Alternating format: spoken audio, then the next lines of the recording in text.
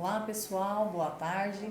Hoje nós aqui da Vigilância Sanitária viemos sanar algumas dúvidas e tentar ajudar toda a nossa população, né? E os órgãos que a gente fiscaliza.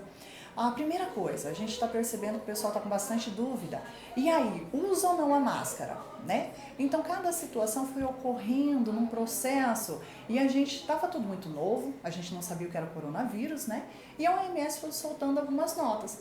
A princípio dizia-se assim, a máscara é só para profissionais de saúde, específica PFF2, né? Poderia ser. E para pessoas adoentadas, né, com sintomas gripais, seria a tripla. E que com toda a outra população, né, saudável, não precisaria fazer essa utilização. Com o passar do tempo, foi se verificando algumas condições. Em alguns países em que as pessoas utilizam muito a máscara, o vírus não progrediu muito rápido.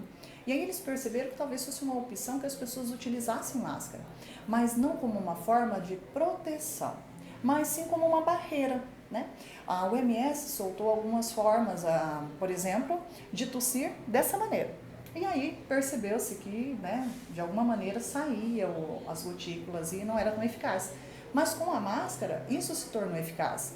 Percebeu-se também que algumas pessoas assintomáticas poderiam transmitir a doença. E aí eles, não, então vamos colocar a máscara em todos? E aí a gente não corre esse risco. Então, por que agora vamos colocar, né?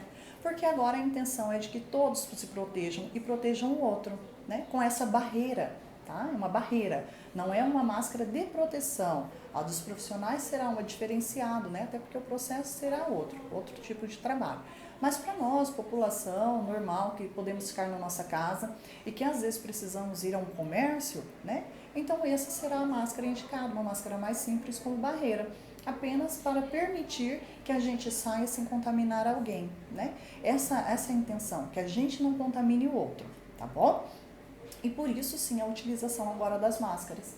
Outra questão que a gente ficou também, assim, bastante gente perguntando, e a gente falava, e agora? O que responder, né? Mas a gente vai pesquisando e como tudo é novo, a gente vai achando as informações. A princípio, criou-se uma medida em que proibia-se a produção de máscaras, né? Porque tem toda uma especificação para produzir essas máscaras. Mas com o passar do tempo, a gente percebeu algumas situações. O mercado já não estava dando conta, né? A população em geral queria utilizar a máscara.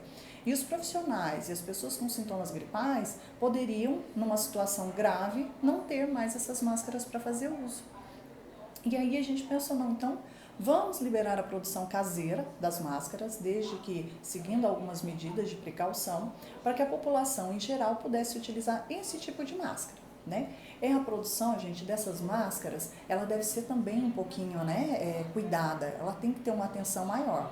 Por exemplo, você pode higienizar o balcão da tua máquina, né, antes de fazer o processo, utilizar a máscara na produção, né? Fazer com material bem higienizado, armazenar de maneira adequada para que não pegue poeira e outros contaminantes, né? Então essas são umas das precauções. A produção é dessa maneira.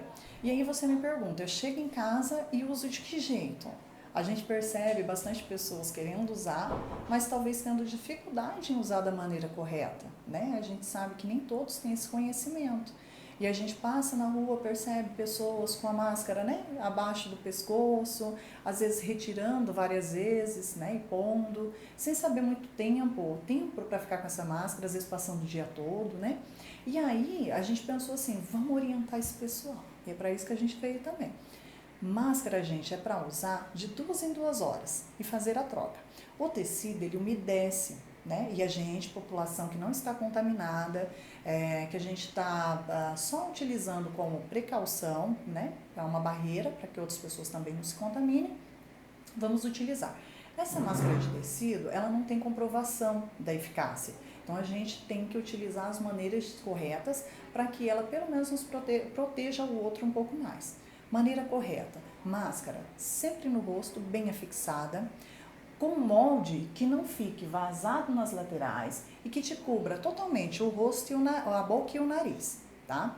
A lavagem, sempre você vai ter que fazer essa lavagem dessa forma. Água e sabão, colocou 10 minutos na que boa, faz a secagem, se possível, ao natural, porque se você faz aquelas máquinas que secam e tudo mais, pode ser que as fibras se abram. E essas fibras se abrindo, a proteção, né, essa barreira vai ser ainda menor. Passar essa máscara dos dois lados e aí guarda dentro de um saquinho bonitinho e faz a utilização novamente, tá? A máscara ela deve ser retirada de 2 em 2 horas. Caso umedeça por espirro ou tosse, ela deve ser tirada de imediato. Pessoal, lembre-se, o principal, na hora que você for tossir ou espirrar, não retire a máscara. Espirra dentro. Essa é a intenção dela, que ela sirva de barreira nessa situação, tá? Nunca usar penduradinho na orelha, penduradinho na boca, nunca colocar sem higienizar as mãos, nunca retirar sem higienizar as mãos. Pessoal, e lembrando, sobretudo, mantenha um distanciamento e a lavagem de mãos. A máscara, gente, lembrem-se, principalmente as máscaras de tecido, elas são só uma barreira contra o espirro e a tosse, tá? Seus olhos ainda assim vão estar expostos, então mantenha a distância, tá? O distanciamento e a lavagem de mãos, hoje sim, é a maneira comprovada e mais eficaz de evitar a contaminação. Essa é a intenção da gente hoje, tá? Passando algumas orientações para vocês. Caso alguém tenha dúvida, caso surja alguma novidade, a gente vai estar sempre tentando passar para vocês. E pode nos procurar para qualquer informação. Espero ter sanado as dúvidas, né, que surgiram e que a gente resolveu passar para vocês. E caso surja mais, a gente vai tentar ir passando aos poucos, tá bom? Muito obrigada, pessoal!